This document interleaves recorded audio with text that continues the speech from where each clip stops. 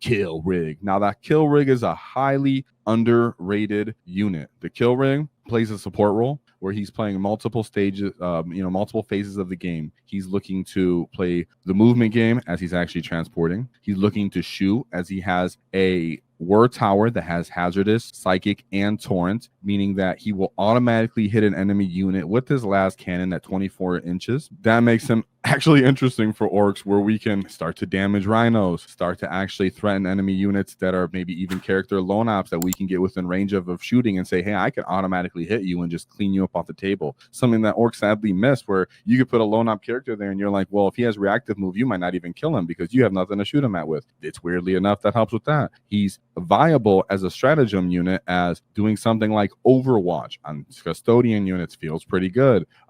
Letting enemy units and transports know when you pick up and come towards me, I'm going to actually hurt you with this automatic hitting last cannon is something that catches almost everybody off guard. Not only that in the support role he's playing, but in the fight phase. In the charge phase even, of course, you could do Battle Shock, but that's, nonetheless not the most important thing you do, even though it's possible.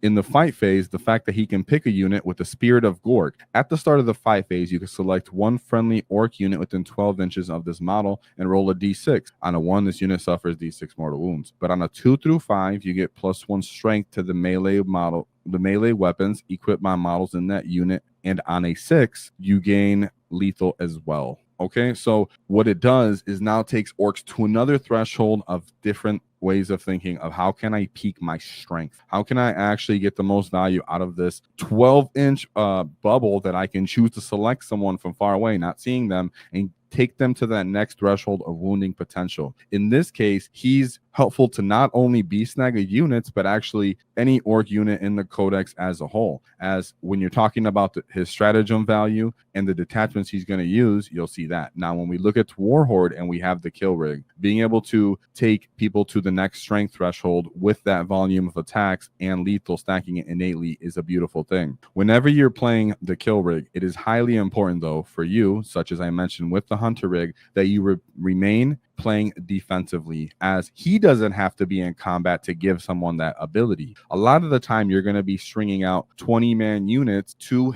him. That way you can actually give that unit the +1 strength. Even if you're playing against 10-man units, it's actually behoove you to stage him in a very defensive manner. Sometimes it's actually more behoove you to play the kill rigs on the flanks of the battlefield. Now, people are usually worried about that, as they're saying, hey, I can actually get boot blocked this way. Yes, you can, but also you can overwatch people with the Word Tower. Or if you have boys in that, because it is a transport unit, you can simply stick a 10-man unit of boys in there if you're worried about something like a T3 unit getting in your way, because you can give that boy unit strength 6 innately. So you're hitting them on 3s and wounding them on 2s, and you're sweeping through 10-man unit skirmish units. It makes your boys more viable, as this is actually a valuable reserve unit, because like I said, since it really doesn't have the tanking potential of something like a battle wagon or Land Raider Redeemer, a lot of the time it's actually smarter of you as an Orc player to play the kill rigs onto the battlefield edges and flanks and actually try to take advantage of his aura buffs and giving people +1 strength or lethal.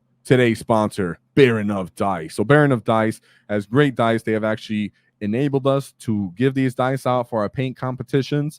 So I greatly advise that you go out there. We have a link in the description for 5% discount. That's, of course, because nobody likes taxes. Shout out to Baron of Dice, because they are actually customizing Orc dice just for us that you guys will be able to get a hold of, and they look exceptional. So shout out to Baron of Dice. Really appreciate you guys, and I really do suggest you get them. I love the actual texture these dice have.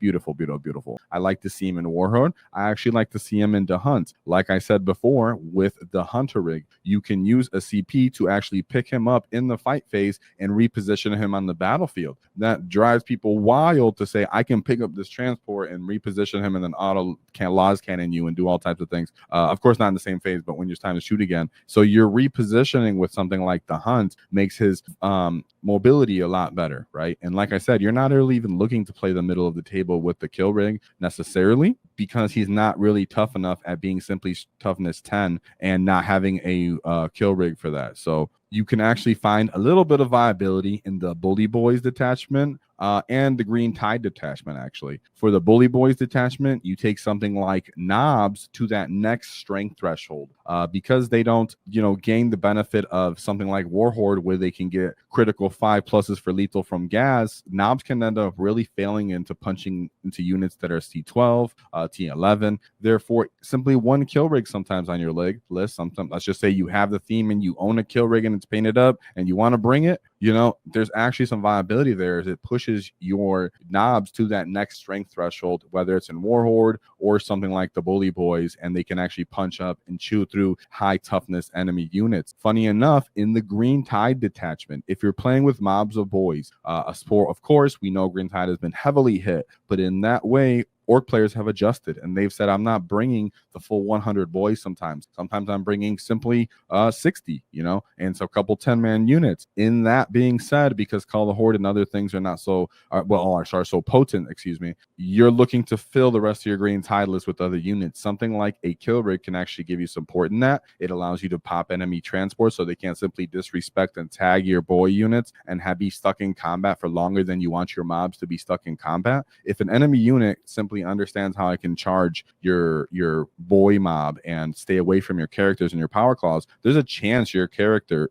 your something like a Rhino, would survive a bunch of punches from boys. That's where a kill rig can come and play, where he's already hitting it with the word tower and dwindling that unit down, not afraid of it trying to do something like pop smoke and armor of contempt and making his shooting it's unreasonable. It still has potent shooting in that case, and it takes those boys to a actually interesting strength threshold. As we know, strength 4 just isn't where it's at right now in the current meta. So that being said, I personally felt like the kill rig needed to be something a bit more looked after, as I think a lot of the Ork community was looking down on and past this, and I really think it's a bit of a loss in that case. And I really hope that this encourages a few people to take a look at him, as I think he's a bit of a slept on unit. If you enjoyed the clip, check out the full video here.